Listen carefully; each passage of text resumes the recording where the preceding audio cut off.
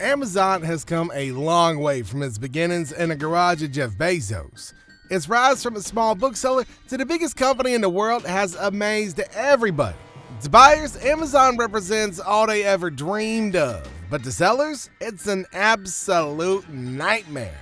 Now, the problems seem endless, from casualties in its warehouses to algorithms that force prices. Will Amazon ever be held accountable for all of its misdeeds? Now, Jeff Bezos says that building a fortune is easy, and we suppose it is when you don't care much for those who work for you. Jeff Bezos, Amazon's founder, is the wealthiest man in the world. Now, he came from humble beginnings, spending his days in his garage building and researching all sorts of tech. Now, the dude excelled in his studies, and upon reaching his degree in electrical engineering and computer science, got several job offers to a lot of prestigious companies. But that never fulfilled the guy, so he used his jobs to gain experience and knowledge, not build up wealth. In 1994, he decided to take on a venture of a lifetime.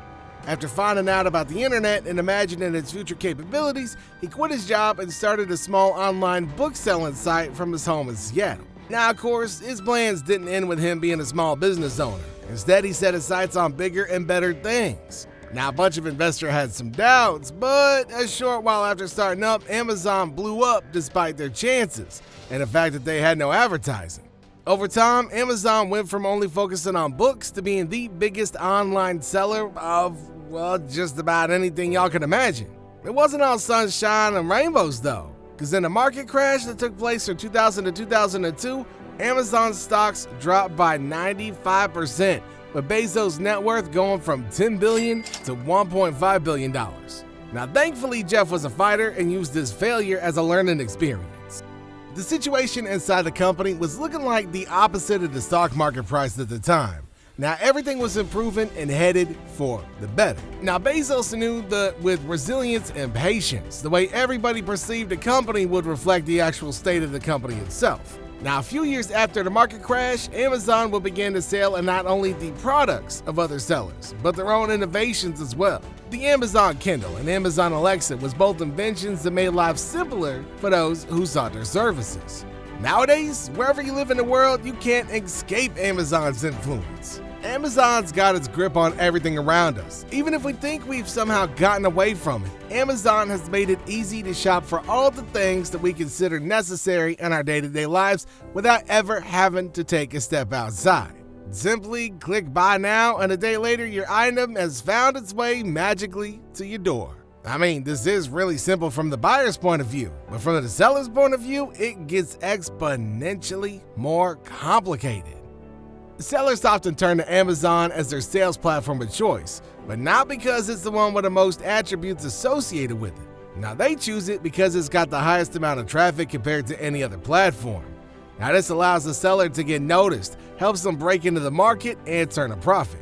Unfortunately, turning a profit is for many an impossible task to achieve. See, Amazon puts up so many barriers that selling can sometimes feel like a hurdle race with no end in sight. An infamous example of Amazon's business strategy that's made sellers ripe with despair is their price check algorithm. Now, in short, this algorithm scours the internet in its quest to find the same items listed for less money on other sites. In the event that it manages to find something, in the span of a few minutes, you as a seller will find that the item you have listed is no longer available for sale. Now, you know you didn't list it that way, so what happened? Well, here's the deal.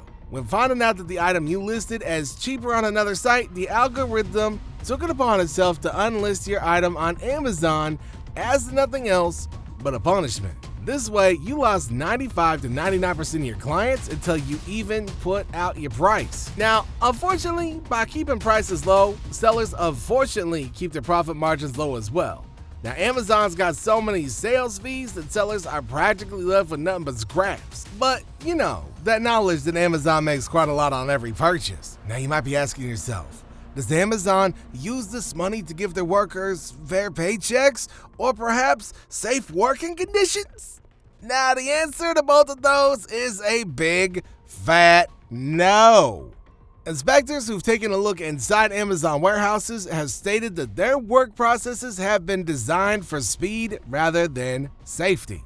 Now, workers are exposed to hazards that put them at risk for lower back injuries and skeletal disorders. Warehouse workers have previously complained that the company's pace of work prevents them from taking adequate bathroom and rest breaks, leading to unfair disciplinary actions. Now, if y'all enjoying the video so far, then don't forget to click that like button. Alright, moving on. Now, y'all can find practically anything on Amazon, but as it turns out, the company will shred just about anything too. From the flat screens and laptops to hair dryers and headphones. Now, you name it, Amazon has destroyed it. Now, the eco-friendly solution would be to reuse and redistribute usable products, but instead, Amazon gets rid of them in the worst way imaginable. At least for the environment, at least. Simply destroying unwanted items is the most cost-effective option, and it allows as many corners to be cut as possible. Now, all this waste contributes to our e-waste crisis, the fastest growing waste stream. Now, e-waste is any product containing electronic components that's reached the end of its usable life cycle, or in Amazon's case, any unwanted or unsold technology. Now, electronics usually contain toxic substances, and if they're improperly disposed of, will release those toxic chemicals into the Earth's air, soil, and water. Now, unfortunately, e-waste is not the only stream of waste that Amazon largely contributes to.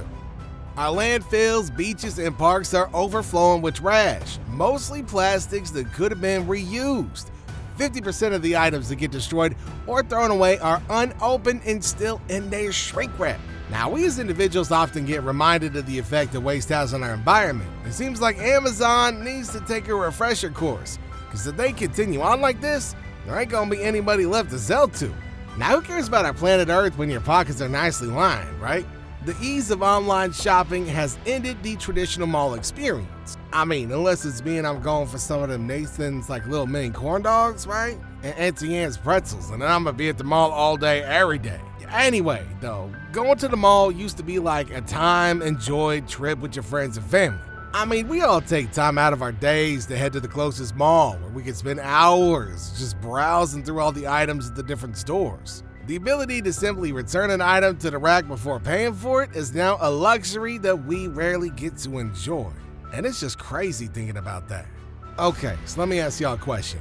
Why should we go out every single time we need something instead of just purchasing it at the click of a button from the comfort of our own homes? I mean, look, friends, we are civilized people. We are highly educated and evolved.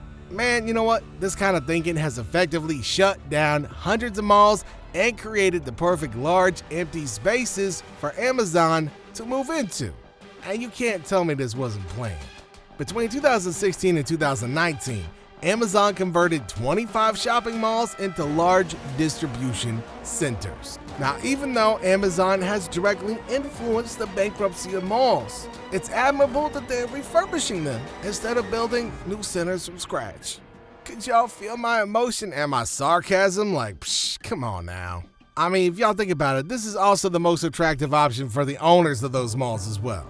I mean, would you invest a lot of money to transform a dead mall, or would you just simply sell it as land? I mean, putting it this way makes decision-making a walk in the park. Except for, all the businesses and people who worked at that mall that are now out of jobs, or end up working for Amazon instead. Now, I want y'all to say this with me one time. There ain't no such thing as an ethical billionaire.